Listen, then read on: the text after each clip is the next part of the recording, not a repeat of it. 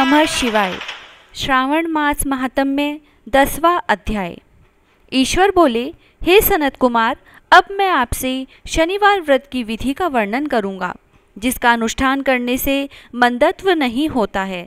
श्रावण मास में शनिवार के दिन नरसिंह, शनि तथा अंजनी पुत्र हनुमान, इन तीनों देवताओं का पूजन करना चाहिए। दीवार पर अथवा स्तंभ पर नरसिंह की सुंदर प्रतिमा बनाकर हल्दी युक्त चंदन से और नीले, लाल तथा पीले सुंदर पुष्पों से लक्ष्मी सहित जगतपति नरसिंह जी का भली भांति पूजन करके उन्हें खिचड़ी का नैवेद्य तथा कुंजर नामक शाक का भोग अर्पण करना चाहिए। उसी को स्वयं भी खाना चाहिए और ब्राह्मणों को भी खिलाना चाहिए। तिल का तेल तथा घृत स्नान भगवान नरसिंह को प्रिय है। शनिवार के दिन तिल सभी कार्यों के लिए प्रशस्त है। शनिवार के दिन तिल के तेल से ब्राह्मणों तथा सुवासिनी स्त्रियों को उपटन लगाना चाहिए तथा कुटुंब सहित स्वयं भी संपूर्ण शरीर में तेल लगाकर स्नान करना चाहिए तथा उड़द का भोजन ग्रहण करना चाहिए। इससे भगवान नरसिंह प्रसन्न होते हैं। इस प्रकार श्रावण मास में चारों शनिवारों में इस व्रत को करना चाहिए। जो ऐसा करता है उसके घर में स्थिर लक्ष्मी का वास रहता है और धन धान्य की समृद्धि होती है। पुत्रहीन व्यक्ति पुत्र वाला हो जाता है और इस लोक में सुख भोग कर अंत में वैकुंठ को प्राप्त करता है। नरसिंह की कृपा से मनुष्य की चारों दिशाओं में व्याप्त रहने वाली उत्तम कीर्ति होती है। हे सौम्य, मैंने आपसे नरसिंह का यह उत्तम व्रत कहा। हे सनत कुमार, अब शनि की प्रसन्नता के लिए जो करना चाहिए उसे सुनिए। एक लंगड़े ब्राह्मण और उसके अभाव में किसी ब्राह्मण के शरीर में तिल का तेल लगाकर उसे उष्ण जल से स्नान कराना चाहिए और श्रद्धापूर्वक नरसिंह के लिए बताए गए अन्न अर्थात खिचड़ी उसे खिलानी चाहिए। उसके बाद तेल, लोहा, काला तिल, काला उड़द, काला कंबल प्रदान करना चाहिए। इसके बाद व्रती यह कहे कि मैंने यह सब शनि की प्रसन्नता के लिए किया है, शनिदेव मुझ पर प्रसन्न हो। उसके बाद तिल के तेल से शनि का अभिषेक कराना चाहिए। उनके पूजन में तिल तथा उड़द के अक्षत प्रशस्त माने गए हैं। हे मुने, अब मैं शनि का ध्यान बताऊंगा, आप ध्यान पूर्वक सुनिए।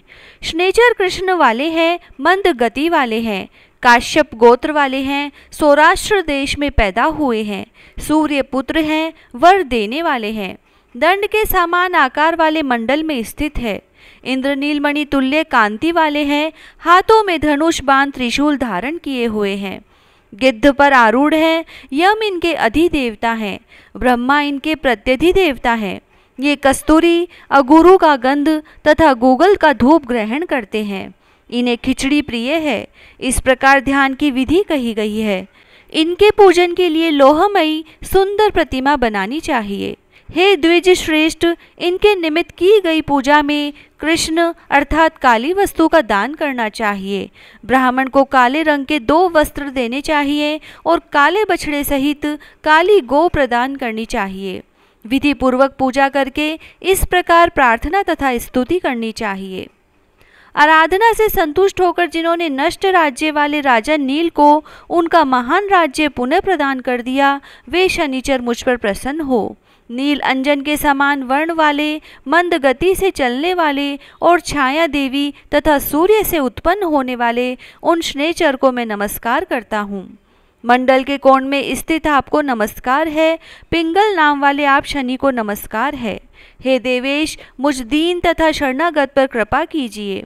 इस प्रकार स्तुति के द्वारा प्रार्थना करके बार बार प्रणाम करना चाहिए। 3 वर्णों ब्राह्मण, क्षत्रिय, वैश्य के लिए शनि के पूजन में शन्नो देवी इस वैदिक मंत्र का प्रयोग बताया गया है और शूद्रों के लिए पूजन में नाम मंत्र का प्रयोग बताया गया है। जो व्यक्ति दत्तचित्त होकर इस विधि से शनिदेव का पूजन करेगा, उसे स्वप्न में भी शनि का भय नहीं होगा।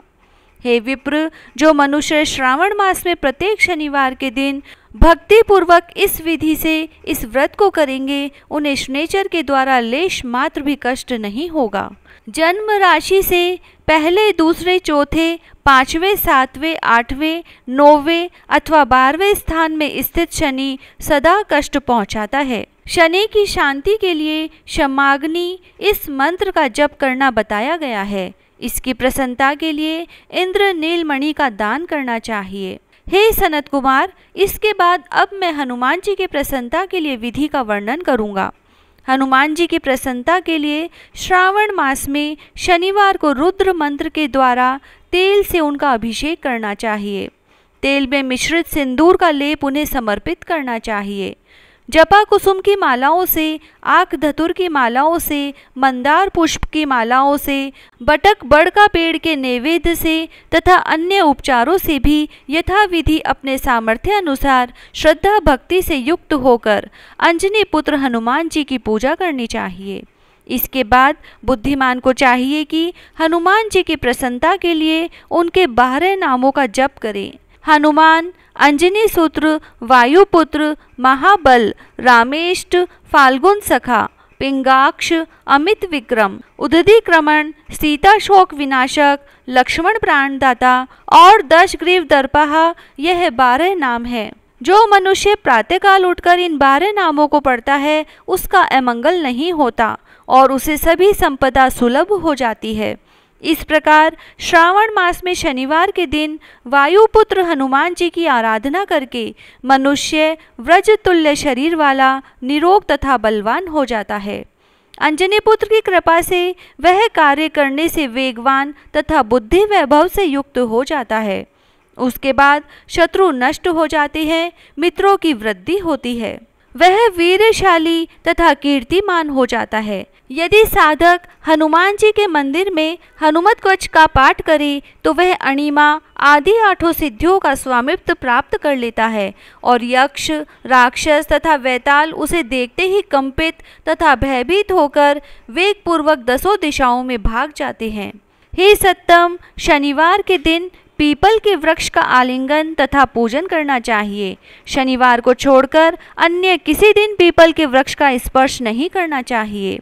शनिवार के दिन उसका आलिंगन सभी संपदाओं को प्राप्त कराने वाला होता है। प्रत्येक मास में 7 वारों में पीपल का पूजन फलदायक है, किंतु श्रावण में यह पूजन अधिक फलप्रद है। इस प्रकार श्री स्कंद पुराण के अंतर्गत ईश्वर सनत कुमार संवाद में श्रावण मास महात्म्य में शनैचर, नरसिंह, हनुमत पूजनादि शनैचर कृत्य कथन नामक 10वां अध्याय पूर्ण हुआ। जय श्री राधे।